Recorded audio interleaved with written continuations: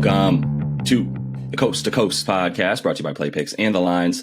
Coming to you from the West Coast, Josh Lander, joined by my guy Nate Weitzer on the East Coast. And we are bringing you player props here for Monday night's Game 4s in the NBA playoffs. Make sure you are liked and subscribed to that page. We're bringing you each and every game video with a playoff for each of these playoff games, as well as these player props. So I want to make sure you're sticking around for all of those. Also want you to head to thelines.com. Make sure you are using that props tool. Go ahead and shop those NBA player props with all of those available odds from odds makers out there that we have for you there. And also want you to head to play.thelines.com.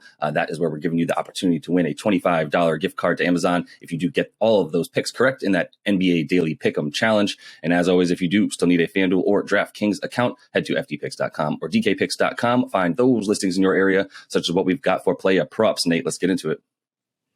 Yeah, I mean, the best bet if you have a FanDuel account right now is that top point scorer market.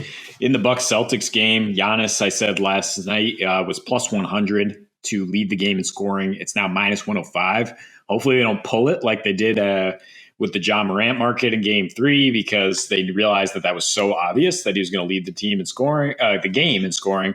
And it's the same kind of situation. The Celtics are a far more balanced team than the Bucks right now. Giannis is posting a 43.5% usage rate in the last two games. Just went for 42 points. The Bucks are scoring everything in the paint, outscoring the Celtics by 21 points per game in the paint. The C's are scoring everything from the perimeter. So it's all about Giannis attacking. They are completely content to let him shoot threes if he wants to. So that would be a bonus if you bet his over here. 30.5 points is just the straight up points bet. You can get plus 500 at DraftKings for him to score 40 again. I don't think that's totally outlandish here. I hope he doesn't. I hope the C's find a way to limit him. But look, in the playoffs at home since last season, 33 points and 13.5 rebounds per game. He's at 51.5 PRA. I mean, that's almost there already. You need 4 or 5 assists to get him over the PRA. I know these are huge prop numbers, but with Middleton out, that usage rate is just insane. The Bucks aren't really able to get much else going against this otherworldly Celtics defense. It's just a lot of Giannis forcing the issue. And his usage rate without Middleton since the 2020 season is 37%. So there is plenty of precedent for him to continue to shoot at this high volume. Yes, there is. And yes, he will continue to do that.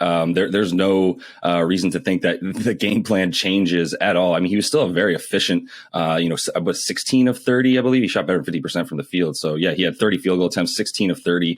He did go 1 for 6, like you mentioned. Really, the 9 for 12 is what he's exactly what he's averaging against the C's, pretty much dating back to the regular season against them.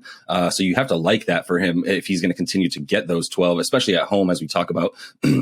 Where he is in the playoffs, definitely getting a bit of the home whistle there, it seems, at the very least. And in Boston, definitely in that Game 2, he wasn't getting those calls as he was going to the rim and crashing into people, getting a bit more actually offensive fouls in that one. So I'm actually going to stick in this game and move on to Drew Holiday here, just because you're talking about the usage rate of Giannis at 43%. So I thought it would just be really, sort of eye opening to disclaim that in that same time frame we're talking about, Drew Holiday's usage rate is 30%, which means that they're taking 3/4 of their team's shots in every single game when they're on the floor, which is understandable. And Chris Middleton would be right in there, just chipping in and probably taking a few percentages away from them and evening it out to about 40% a pop, or 30% a pop for each of them, so that they're taking basically 9/10 of the shots. But without him, that leaves even extra shots for Drew Holiday, who also took 30 shots in this last game and in this series. Since without Chris Middleton, is shooting the ball 23 times a game since Chris Middleton went out, including the 2 or 3 against Chicago, or 3 games against Chicago. We're talking about 21 shot attempts a game for Drew Holiday, keeping that usage rate at about 30%, 28% since Chris Middleton went down, 30% in this series, 39 minutes a game in this series, which is leading the team in shooting. He's in against Boston, 23 points a game, 7 boards, 5 assists. And it's really about the shooting and the amount of shots that he is taking. That is really what I want to just keep going back to the points prop for him.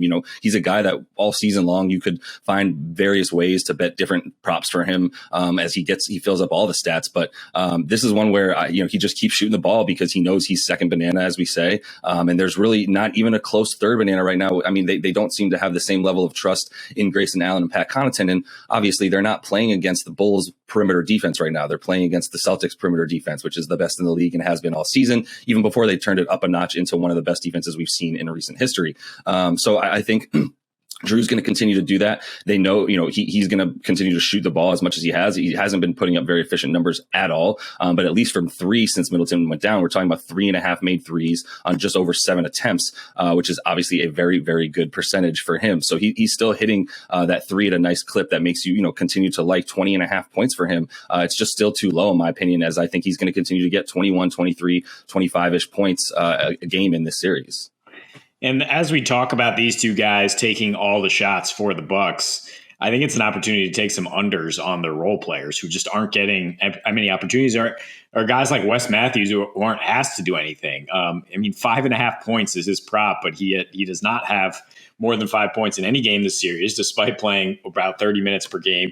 He's made just 2 field goals in his last 2 games here. He has 4 fouls in the last game, as he's just bodying up Tatum the entire game. He could easily wind up in foul trouble early, and maybe Coach Bud goes in a different direction in terms of how he wants to guard Tatum this game. And then all of a sudden, where's Wes Matthews going to get any points? Also, looking at Bobby Portis a little bit, since he was pulled from the starting lineup, his playing time is down. 19.5 points rebounds seems a bit high, but he is a streaky shooter. It depends if he gets open. I think the Celtics otherwise are starting to figure out how to defend him in terms of him getting his own shot. And he's just not getting that many opportunities to produce, like I'm saying, with Giannis shooting the ball half the time. On the other end of the floor, though, the Celtics do spread it out and they get good shots. The Bucks are willing, again, to give up good shots to guys like Al Horford, who they think are not going to continue to shoot 50% from 3, but that's what he's shooting in these playoffs. He's now hit 4 threes in 2 different games against these Bucks. And coming off a 22, 12, and 5 turn back the clock night.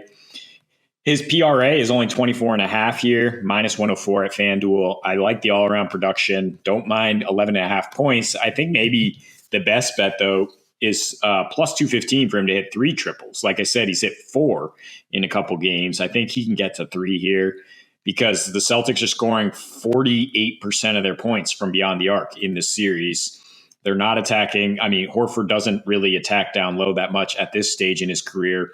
It's just a lot of swinging around until you get a good look. And he's willing to fire. And he's just on the floor almost the entire game because he's the primary defender on Giannis. In the series, he's getting 15 points, 12 rebounds, nearly 4 assists. So that's way over, that's 31 PRA. And the prop's still pretty exploitable there. Also consider Rob Williams, 8.5 points at near even money. His playing time should go up. And as these games get muddier and muddier, the putback buckets are what you'd like to bank on from a guy like Rob rather than hoping for a star player like Tatum, who I know Josh thinks is going to blow up. And I hope I can just troll him into having a 30-point game by saying he's getting bullied in this series. I love your reverse psychology there as a fan. It's brilliant. At least you keep your expectations where you need them so that you are less angry if they're not fulfilled. That's fandom 101. You also shorted Papa Al like 4 boards. He had 22, 16 boards and 5 assists in game 3. The young man was all over the floor in this one. And I continue to like him as well, as with everything you're saying. He's going to get the minutes. He's in locked in mode, and he's the most experienced on this team at this point, and really the guy that you like to continue to lead them on defense. And he knows he's taking those open threes, despite the fact that 1 out of every 3 or 4 of them is going to look like an ugly line drive when they go in. They're silky smooth and clean. So I love it. And you are correct that I would like to see something from Tatum tonight. I believe in him as a player. If you think there is an actual effect of his slight pinky injury or whichever finger it was that he's now feeling a bit of a strain on, that does make me a bit nervous. But I do feel sort of like a sort of not legendary performance, but I think we're going to see what he's made of, and that this dude's going to continue to prove like he's about to be in the top 5 in the league if he's not already there. So, but the one I'm going to actually probably bet on, not him, is Jordan Poole. And that's because they continue to make his prop 20.5 points. And there's only in 2.5 threes for him. Over that is plus 105 on DK. Both of those things are still borderline disrespectful to the dude who was in the G League last year and is now leading this Warriors offense for a large portions of the game. Even when Curry and Thompson are on the floor, they're still happy to give him the ball, especially at home, which is one thing we really love to continue to target with him when the Dubs go back home in these playoffs. His splits, I mean, he's got 23.5 points a game, basically in the playoffs. But at home, he's also shooting 59% in 4 home games, 54% from 3. So it's his efficiencies at home that we look at and go, wow, like this kid is just continuing to completely amaze us. In his last 4 against Memphis in general, including dating back to the regular season, 26 points a game, 5 boards, 5 assists. He is getting those 32.5 minutes, which is slightly under actually what he's getting in these playoffs. He's getting a few more than that. 54, 44, 100 splits, and a 28% usage rate. All those numbers are very, very impressive, especially for a 20, maybe 1-year-old dude who I actually don't even know if he can still buy alcohol yet. But in these playoffs, he scored 20 plus in 6 of these 8 games that he's played in. So I have no reason to think that he's going to slow down right now, especially as they get another game in Golden State. Yeah, I mean, you can't load up on Jordan Poole in this offense either. I mean, the reason he's producing so much is because Steph Curry draws so much attention. He's starting to break down Memphis on penetration. Curry is, and then everything just flows from there. The Warriors offense is really starting to click, averaging 31 assists per game and 120 points per game in the series. And Poole as the second option, yeah, you got to like him to get 20 plus here. And what should be a runaway victory, we think, without Ja Morant. We think, yeah, we said in the game, I mean, 10 points still scares us when you look at how well this Memphis team played. I don't believe in them. I lean slightly towards not believing in the lack of stardom in this game, in a playoff game as such. And with the way that those role players have been struggling for Memphis, you still feel pretty good about, Golden State going back to Memphis up 3-1. Yeah, the Celtics, I believe, open +1 or 1.5 at some books, but it's basically a pick 'em now at FanDuel. People are hoping and expecting this series to be evened up. Every analyst out there saying they think it's going the distance. It's going 7. So Celtics have to win this game basically for that to happen. And then in the Memphis game, yeah, of course, bad news. Ja Morant probably not going to play with the knee injury. So it's a 10-point spread out for the second game of Golden State. 225 is the total there after Golden State just went off in game 3. Interesting way to play that one with Memphis. You don't really know how they're going to respond without their guy. But let's look at the more interesting game here on the East Coast, or in the Eastern Conference, that is. First and foremost, if we're talking FanDuel bets, Giannis is even money straight up to be the leading scorer in this game. I don't know. I mean, we could just end the episode right now, Josh. Like, just put your money on that. If you're a betting man, that's what you want to do. I mean, he's posting a 44% usage rate the last 2 games. I think if you just separated the second half of game 2 and the last 4 quarters, it would be close to 50%. He's taking half the shots for the Bucks. And Tatum has just been awful, just absolutely awful in this entire series. And I said after game 2, he kind of backed into 29 points, late couple threes. Wes Matthews is in his head from the opening tip. He's getting annoyed.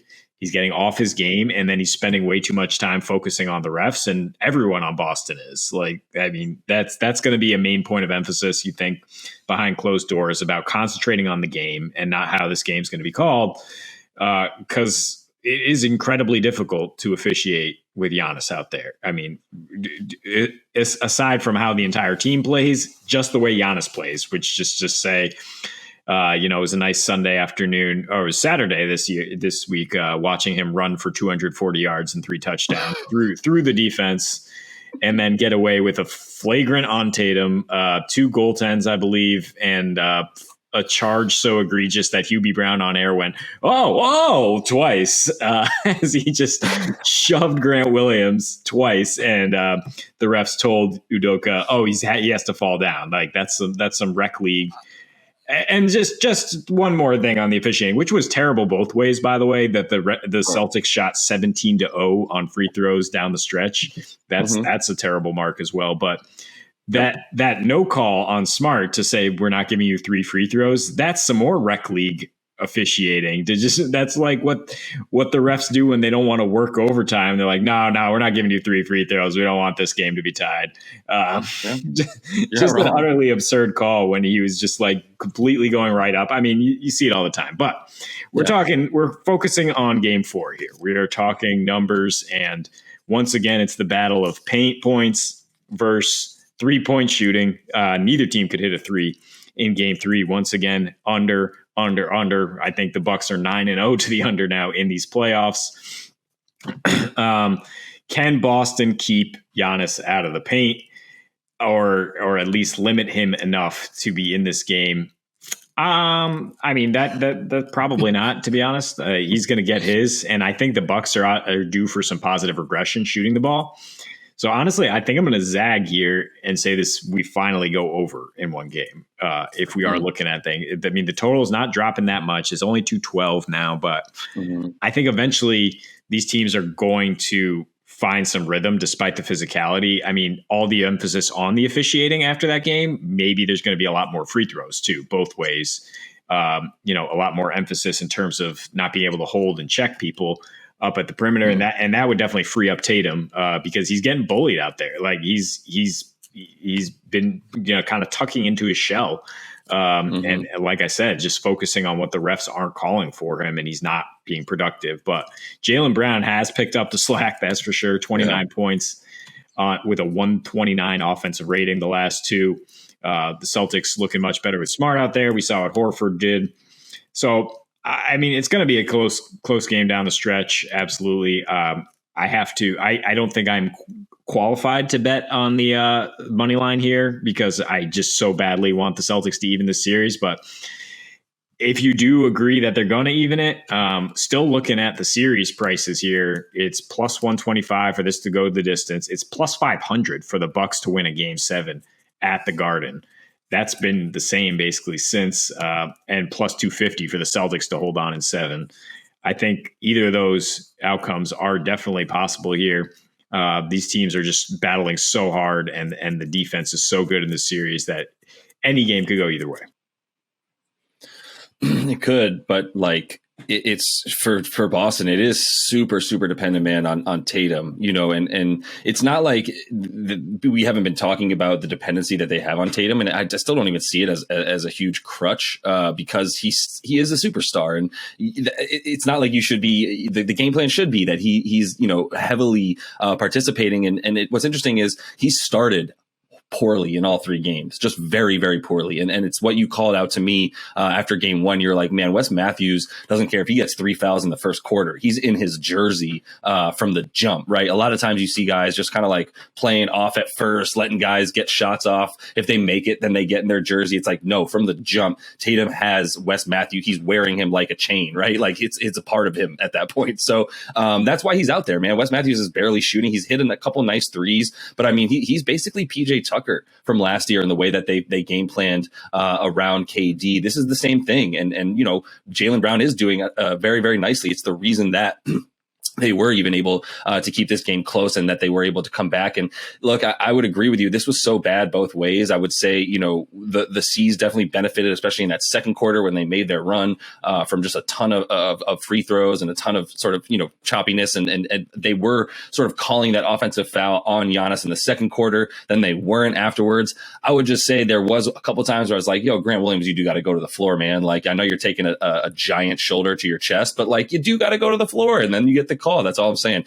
Moving past that, and what I'm looking for is a lot more Giannis on offense. I just, if he's going to continue to do that to this extent at home like he has been, I think there is a bit of a value to be found in Giannis's performance at home in these types of games versus on the road where he's not going to get those calls. He's not going to go to the line. He's going to have booze all over him while he's going to the free throw line where we know he's not that strong, but he was able to come through.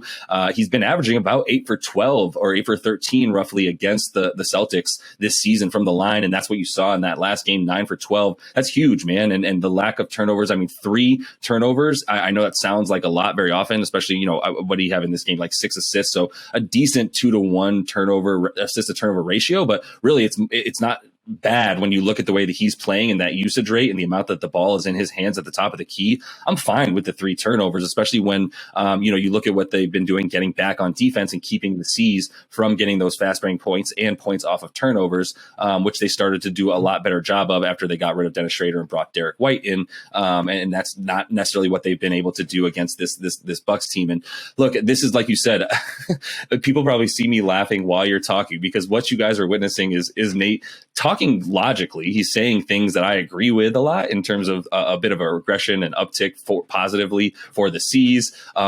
If you do think this series is going a bit more of the distance, you have to believe that the C's are winning this game. But I could also see this going 6, and I could see this game going the Bucks' way, in which case I would immediately start throwing my money at the Celtics in game 5 to get this thing to 3-2. And then it's just a matter of whether or not you think the C's can actually pull one out against the Bucks at home. But right now, not only the Bucks offense that you see in Giannis's performance at home, getting better and definitely playing a bit better there.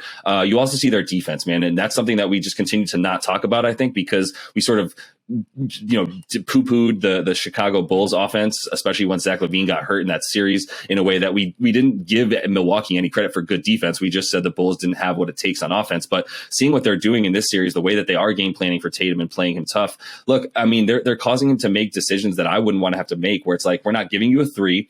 You can step in and take a little bit of a mid-range if you want, but once you get anywhere near the paint, you're also getting met by another defender or two. And I respect that, man, because that's the way you got to play him. But he's got to take what they give him, and I haven't seen him do that yet. So I think he will settle in, and you saw him do that in the second half of game 2, where he came back and definitely brought that team ahead and really helped widen that gap, especially in the second quarter and then into the third quarter, where that's really what I mean by second half, I guess, second quarter, third quarter. And I think I would continue to feel good about him playing a bit better in this one. If you do want to eye some props for Tatum in this one, what do we have his points at? We had it listed here a second ago, 28.5. So, I mean, I think this is something where, like I said, like 29 or so is what he got in that game 2 when he needed to really make a big comeback for them. And I think you can expect a bit of that from him in this game. I would not back that. I mean, I'd love to see it, but I don't know if he's a killer like that. I mean, this is an absolute, like, James Harden moment, having just watched him respond to all the critics, I mean, early in his career, but he's getting punked. Like, yeah, no, this is an absolute, like, Jason Tatum has to go out there and be tough. He is scared to attack the rim. He has not been attacking Brook Lopez. Like you said, he's not pulling up and looking for his shot. I mean, the Celtics are trying to keep that ball moving and get the best shot available, but no, they just need Tatum to be tougher. They need the entire team to be mentally tougher and less focused on the officials, like I'm saying. And they need to come out with a renewed focus in the third quarter, especially. I'm looking at the last 2/3 here, where the game has basically been lost for the Celtics, or they almost kind of started to blow that big lead in game 2. Shot 30% from the floor in both. They're 3 for 18 from 3 in those third quarters with 12 turnovers. So they just need to lock in for 4 quarters and focus. But I think they need to know that they're not going to completely continue to hold the Bucks in check here, especially on the road. Hold them below 100, hold them well below their averages. So that is why I'm kind of leaning towards the over. It's interesting that it's minus 120 for the C's to go over their total to hit 106, and minus 120 for the Bucks to go under 106. So, I mean, odds makers are saying they think the C's win a close one here, but that it's more likely than not that they do find their offensive rhythm here. Finally mixing it up in terms of getting shots on the interior and getting those good 3-point looks. You'd think that they can start to have some efficiency here, but it really is, like Hubie said early in that game, what is a foul tonight? And that's really going to determine a lot of how this game goes, because, Giannis is the most difficult player to officiate since Shaq. Yeah, he is. I agree. But at the same time, like, I don't know, I think Shaq should have been easier to officiate. If you're hanging on his elbow, then you get a foul call. And that wasn't always the case because they didn't want to chop it up or whatever, stop the game that much. But just finishing the point that I'm still like, I'm not, I do think believe in Tatum a bit more than I think you do. I do think that there was a corner that he turned this season where I still was a bit worried. People were saying, they made it to the Eastern Conference Finals twice. And it's like, yeah, I'm not saying it was flukes, but there was a bit of weirdness in those. And he didn't really come out. He had a couple games in the playoffs where you're like, oh, there it is. There's the killer instinct.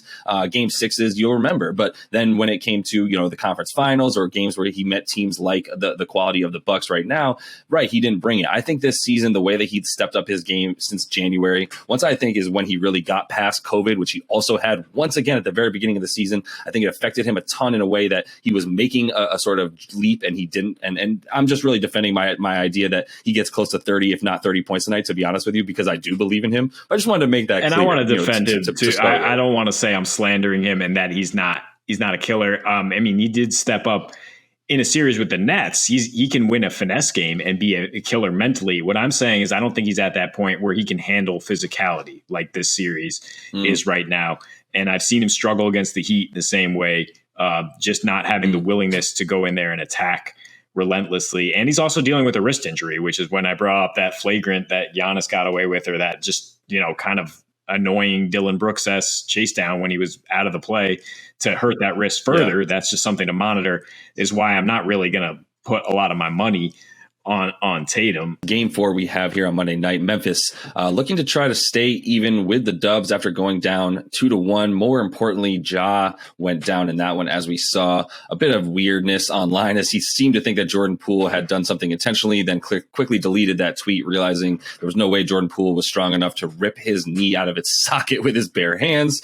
So he really sort of took that back. And I think really now we're just looking at what it is that Memphis does without Ja. And that was the story that people love to talk about. SportsCenter loved to lead their shows with the Grizzlies win again without one of the best players in the league, the most improved player and the rookie of the year, etc. A guy who was really just doing whatever it is that he wanted on offense in this one, in this series so far. He was unstoppable. I thought maybe they would do better sending him right versus going left. That didn't seem to matter in game 3 until he had to leave it, scoring better than 30 points through 3.5 quarters or so. But I think in this one, it's a 10-point spread for Golden State. It's a 224-point total. I think some of the game theory that we're working with to create some of the bets that we like is Golden State's going to continue to play very well on offense. And as a result, they might give up a bit more points on defense as they're just really having fun. And we see Memphis able to also knock down some threes and play a bit more spread offense, not relying quite so much on one guy, but relying on ball movement and a bit more 3-point shooting as we saw in the regular season when Josh sat out. Yeah, there is a lot of animosity in this series now, whether Jordan Poole did anything intentionally or not. The Grizzlies threw out a lot of accusations. There was a lot of bad blood already between the Draymond and the Dylan Brooks stuff. And now members of the media, Fox Sport Memphis called Draymond a knuckle dragger, I believe, at one point. So I would expect the Warriors to come out strong and look to just embarrass and crush this team at home, which they're fully capable of doing. 10-point spreads, though, are kind of our no-go, even in the playoffs. And we do like to talk about how when the star's out, the team has a good chance of covering in the first half. So I'm not necessarily saying like Warriors minus 5.5 in the first half, but their team total at 57.5, I think, is good to take the over there in the first half. They had 14 turnovers first half of this last game and still scored 64. Then they cut down on the turnovers in that second half and just really ran away with it. When that offense is flowing, though, there's not much anybody can do. And Memphis has looked, they've lacked consistency. They've lacked cohesion on the defensive end. This is what we pointed out after game 1, that they just don't seem to understand late game situations. They're so young. Yeah. Now their leaders off the floor. Not good. There's a lot of unknowns in terms of how they're going to come back offensively without Ja. We should all know the numbers that they started 20-2 without him during the regular season, which was crazy and somewhat of an anomaly to an extent. And they lost their last 3 with a negative 15 net rating against some good teams there. Celtics, Nuggets, Jazz that were kind of playing playoff ball at that point. Yeah. And now they're in the playoffs with a guy who has scored 35% of their points and logged 40% of their assists so far in this series. So it's going to be a spread the wealth approach. Brooks back in the lineup. DeAnthony Melton probably stepping in for Ja.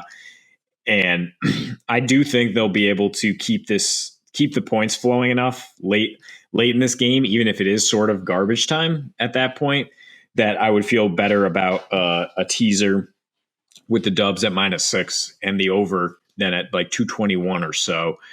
Because of what you said. Yeah, like when it's all flowing for the Dubs, when there's a bunch of 3-pointers flying, and those three guys were certainly hitting a ton in game 3, what they shoot 53% from deep after going 18% in game 2, then they're not going to be as worried about locking up on every single possession, or, even you get backups in there down the stretch who will let up a few points and hopefully get you over. And just the weird thing about this series already is that Golden State has been dominating the paint. They have the most paint points in the second round thus far. They're getting 59 paint points. And like I said, they stopped turning it over. They started working it around to get great shots. Now Memphis has to overreact to the 3 because they got so hot in that last game. Yeah. So really, the Warriors, their team total is 118 for the game. It's 58 for the first half. I think you attack both of those and just say that they're going to come out here and look to, put the stamp on it to say, like, you thought that was a dirty play. Like, you're coming at us. Like, we're just going to show you who we are. We're a championship level team. Yeah, that's kind of, I wanted to talk myself into Memphis covering. I wanted to just go and ride these, regular season stats, talk about the fact that, even if the Dubs go up by 15, close to 20 points in the first half, at some point even early in the third quarter, this team in Memphis is a team I believe in it with in terms of their ability to rise to the occasion and feel up to the moment, not shy away. At the same time, I come back and I'm like, man, what we've been seeing this postseason, it feels different than what we saw in the regular season in terms of Ja going crazy, not just because he's the best player and that's the offense that they run with him in the game is, give him the ball and play off of him. It's also because I think he saw other guys struggling the way that they were. I mean, look, Desmond Bane did a bit better in this one in terms of his shooting. Jaren Jackson Jr. did end with a few more points than we might have expected from him when he came out cold as hell early when he finished with 15, but he wasn't there. He's not consistent throughout the whole game. All these guys, it's a different story now, man. I mean, DeAnthony Melton, 5 for 14, 1 for 8 from 3. That's what they needed. They needed one of those guys, especially because Dylan Brooks was not in there to be someone that they were going to try to rely upon for 3-point shooting as well. But by the way, he has not come through upon in this series yet either. I don't, and really in the playoffs in general, I don't think it's the same story here. I don't think it's the same regular season story. And that's what really the narrative was in terms of if you did not fully believe in this Memphis team coming into the playoffs, the story was they were an incredible regular season team because of their depth, because when someone like Ja goes out, they got guys that can play. They got guys waiting in the wings that can at least, come in and are NBA starters or, NBA 6th, 7th men that can just fill a rotation during the regular season in ways that other teams can't when they randomly have COVID, et cetera, et cetera. And that's not going to be an advantage at this point when you've got Poole and Steph and Draymond and Clay even playing at the very least 35 minutes, and if they need to more, which they did not, by the way, need to play in this last game when they obviously blew out Memphis by almost 30. So I think this is a game where I'm looking for, I am worried about if I'm betting and if I'm feeling good about Memphis to play well as a team in this one. I'm still worried that this is the Dubs not playing with their food. They're not going to come out and mess around. I still think that they're going to leave some buckets available for Memphis because of the fact that they're going to be just flying on offense the way that they were. And I think Kerr's also continued to insert guys like Kuminga into the lineup and Otto Porter as well. Those two especially have played so well in the last 2 or 3 games for them and playing some huge minutes in these small ball lineups, especially in this last game. They both combined for 31 points, only missing a combined 4 shots between the two of them on 27 field goal attempts. And so, yeah, I think, 17 field goal attempts. But either way, like there's too many guys coming up as well for the Dubs at home right now, where you look at their splits in the playoffs, they're really actually mind boggling. They were playing sort of lockdown, just shut it down D at home in the regular season. They have gone over in 3 of their 4 home games in the playoffs so far now, allowing, about 107 points or so in that time frame at home, but scoring 123 as well. So, you're getting plenty of points in there, totaling about 230, 231 in these home playoff games. As we've said, they've been scoring a ton of points. There was only one game that Denver couldn't even come along for better than about 101. And that's because we saw, Jokic get thrown out of the game. They probably would have gotten better if he was staying in and still trying, scoring those last minute buckets. And I think you can expect some late minute buckets, especially from Memphis, who, will be coming along on offense enough. I think, like we said, without Ja, their offense changes. I think it's still capable of getting points against the Dubs team. But I think at the end of the day, the Dubs team flying with points is what you expect. And 117.5 for their team total. I mean, they're getting 123 at home in the playoffs. It sounds high, but I do feel pretty good about it. Yeah, you talk about them exploding, and that usually happens in the third quarter. I mean, it has for years now in the playoffs. They had 37 points in this latest third quarter. And the difference is they went 1 for 7 from 3 in game 2 in the loss in the third, 9 for 16 in the other 2 from deep. So I think there's a way to live bet that in terms of maybe what we're saying with Memphis covering in the first half, coming out strong with Ja. At least managing to hang around. And then that's when the Warriors stop playing with their food, as you say, pull away. Interesting that Jordan Poole, his prop is only 20.5 points here. I mean, he should be motivated. It'd be interesting that Memphis will also be motivated if they really do feel there was some sort of foul play to try to shut him down. But the way that the Warriors are playing offense right now, it's not like you can just lock in. He's not scoring in isolation. He's scoring off incredible ball movement and player movement. This team is really just starting to click and take off. And that 123 points per game you bring up, that has to make you feel great about an over if that's the way you're teasing it, or about the just taking Warriors team totals. Because when that new building that's finally got some playoff series in it, it's getting rocking just like the old one. And it's the same kind of confidence building as they finally are getting Clay and Steph and Dre are getting back on the same page like they were. And that's a crucial part of the offense too. I mean, we talk a lot about, what Jordan Poole and Steph are continuing to do together, especially the efficiency that Poole is playing with, over 60% from the field, nearly 60% from three. It's just wild, dude. But it's in part because he knows that Steph and Clay are going to get theirs. They're going to get their shots. That's for sure. Clay has was only really accurate in this last game, which helped them get that 142 total. So it sort of seems like the ceiling for this team when Clay is on his game, as you're now getting these consistent performances from Poole and Curry, then that offense just becomes a juggernaut, as opposed to just very, very, very good. So I think, you can actually consider Clay, that 21 points he had last game. I think that's what you expect from him at home. I don't know. For me, there might be a bit of a regression. He seems to be a guy who benefited a ton from that 3-day rest that they got before they played on Saturday. So I think, the 21.5 for him doesn't really strike me as something that I do like too much, but I think you continue to feel great about Poole at 20.5. It's a disservice to him, man. I think it's actually an insult, as he's much, much better than that right now, averaging 23.5 at home in the playoffs and really 23 overall in the playoffs as well. So 20.5, still continue to love that for the young man.